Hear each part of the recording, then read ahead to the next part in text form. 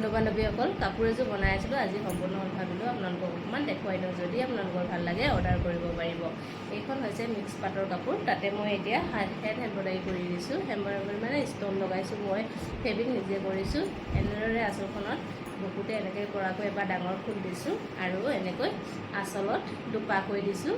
যদি আপোনালোকৰ ভাল লাগে তেতিয়াহ'লে আপোনালোকে অৰ্ডাৰ কৰিব বহুতেই ধুনীয়া লাগিব যেতিয়া ৰেডি হৈ যাব কাপোৰযোৰ মোৰ অলৰেডি বনোৱা ৰেডি হৈ গৈছে কিন্তু কিছুমান কাষ্টমাৰে ৰেডি টু ৱেৰ নিবিচাৰে সেয়েহে তেনেকৈ থৈ দিছোঁ যদি আপোনালোকক দৰকাৰ হয় ৰেডি কৰি দিব লগাও কৰে মই ৰেডি কৰি দিব পাৰিম আপোনালোকক দেখিছেনে কিমান ধুনীয়া ফুলপাহ দেখিছেনে মই ওচৰৰ পৰা দেখুৱাই দিছোঁ যদি ভাল লাগিছে অৰ্ডাৰ কৰিব এইখন হৈছে মেখেলাখন যিহেতু মেখেলাখনত বহুতখিনি ফুল মানে দীঘলকৈ আছে